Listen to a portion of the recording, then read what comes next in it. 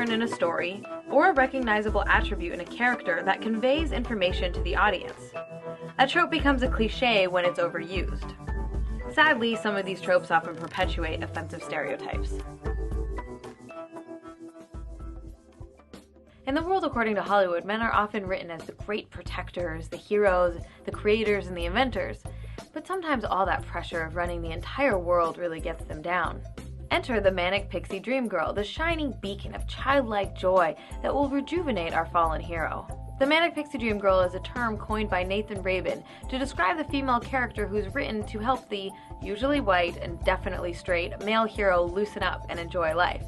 Rabin writes that bubbly, shallow, cinematic creature that exists solely in the fevered imaginations of sensitive writer-directors to teach broodingly soulful young men to embrace life and its infinite mysteries and adventures. The Manic Pixie Dream Girl is a supporting character used to further the storyline of the male hero. She really has no life of her own.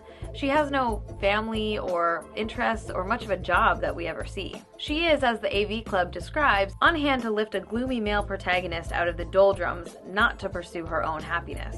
All of these male characters find a manic pixie to help them out of their depressed, uptight, and doom and gloom state so that they can be happy, functioning members of society again. Let's start with Kirsten Dunst's character from Elizabethtown, who was the catalyst for Rabin naming this trope. Drew Baylor, played by Orlando Bloom, has just lost his job, his girlfriend, and he decides he wants to kill himself. So just at that very moment, he gets a call from his sister saying that his father died and he needs to go handle the family affair. Drew gets on a plane and meets Claire, a flight attendant who talks to him throughout the whole flight, even though he's clearly not interested in interacting with her. Claire eventually guides Drew on a personal journey of self-exploration, growth, and embracing fun. I'm checking out this cute guy. Why are you telling me that?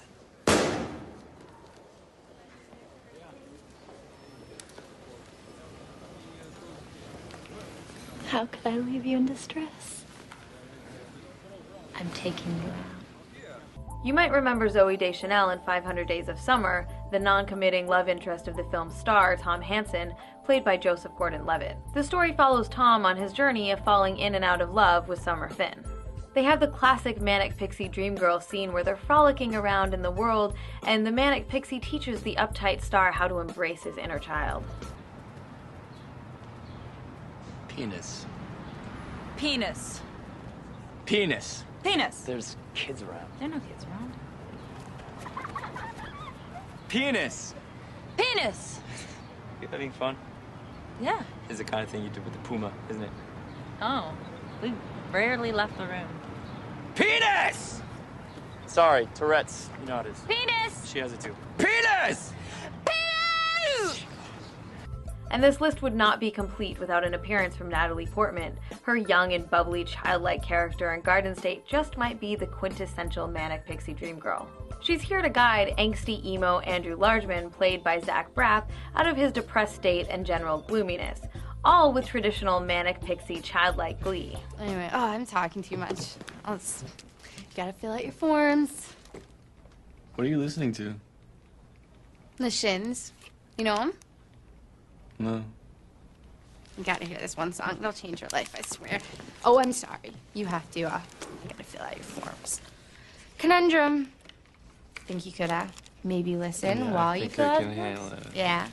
The list of Manic Pixies kind of goes on and on and on. There's Kate Hudson's character in Almost Famous, Meg Ryan in Joe vs. the Volcano, Charlize Theron in Sweet November, and what about Winona Ryder in Autumn in New York, Rachel Bilson in The Last Kiss, and Alicia Cuthbert in My Sassy Girl, among others. The Manic Pixie perpetuates the myth of women as caregivers at our very core, that we can go fix these lonely, sad men so that they can go fix the world. The Manic Pixie Dream Girl is really a muse, who exists to be the inspiration for the troubled, tortured man. In fact, we should talk about this whole idea of a muse, which is the foundation for this trope. For centuries, male filmmakers, writers, painters, artists of all kinds have often cited women as the inspiration for their brilliant masterpieces. I swear, if I hear one more story like this, I'm going to scream. Or puke. Or both. Women are not here for men's inspiration or celebration or whatever else. We are musicians and artists and writers with our own brilliant and creative endeavors. But you wouldn't know that from the Manic Pixie Dream Girl trope. Needless to say, the Manic Pixie, Not so great for women's representations. So Hollywood writers, let me remind you that women are not here for your inspiration, celebration, or to coax you out of your troubles. You might not know this, but we're full and complete human beings with our own troubles, interests, and creative endeavors. So how's about you stop using us as your muse and start writing us as real people?